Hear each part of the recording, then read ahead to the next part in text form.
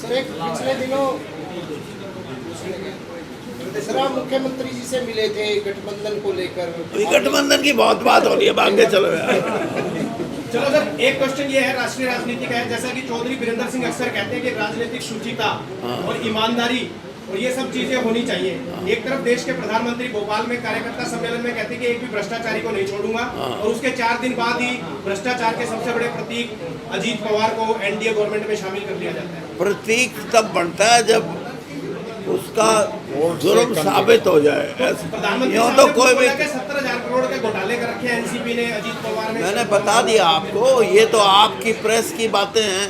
अब भाई 70 करोड़ बता दो चाहे 70,000 करोड़ बता दो, लेकिन किसी को ये कहना कि इसको पहले भ्रष्ट बताया फिर कैबिनेट में ले लिया, ये नहीं है।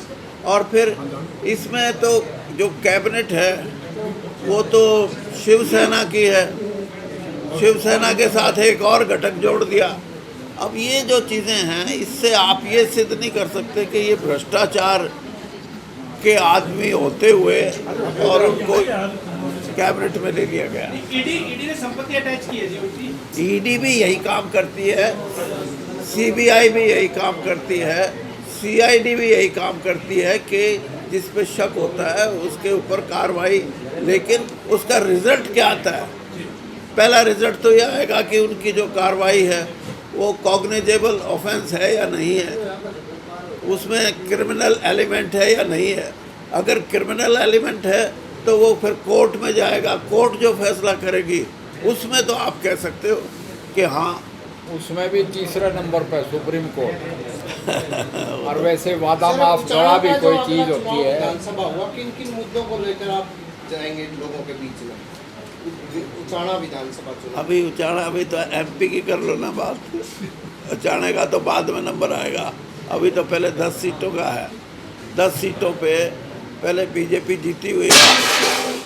आप ये पूछो कि अब क्या रहेगा, तो हम आपको जवाब दें। असेंबली में आए जब असेंबली पूछ लेना।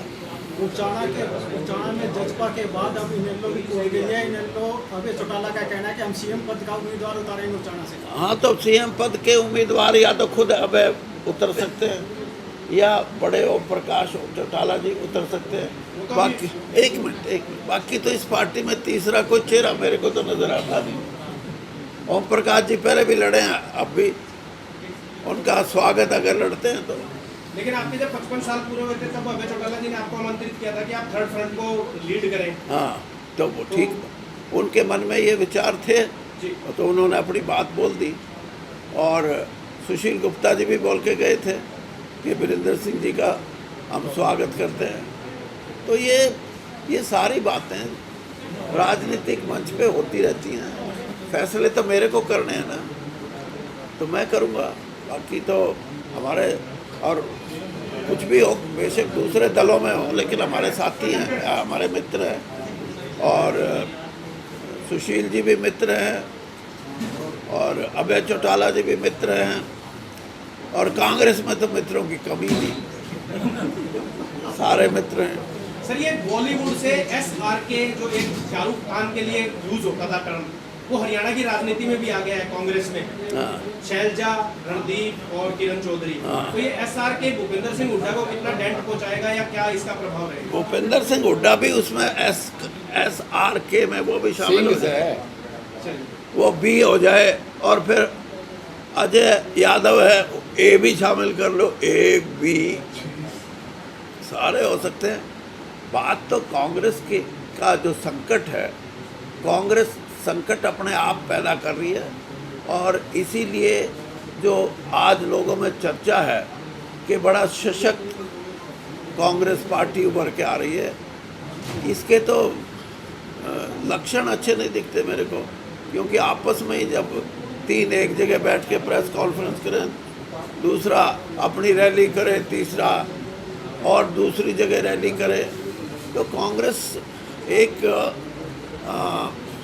एक सोच के साथ नहीं बल्कि अपने अपने लक्ष्यों की सिद्धि करने के लिए कांग्रेस पार्टी के नेता काम कर रहे हैं अलग अलग तरीके से। सर, हाल ही में राहुल गांधी किसानों के खेतों में जो है धान बीजते हुए नजर आए थे, तो उसका आप आम जनता पे क्या कुछ असर देख रहे हैं? देखिए, मैं तो कहता हूँ हर नेता को जो अपने आप को नेता मानता है या राजनीति में सक्रिय है, उसको छोटी से छोटी समस्याओं और बड़े से बड़े लक्ष्यों के लिए उसका पता होना चाहिए उसको। तो कोई अगर खेतों में, तो ये तो अच्छी बात है, और उसकी जानकारी भी अच्छी होनी चाहिए। और सिर्फ खेतों तक नहीं, युवाओं की बात है, महिलाओं की बात है, सबकी। बरवाला में गौरवशाली भारत रैली की एमपी साहब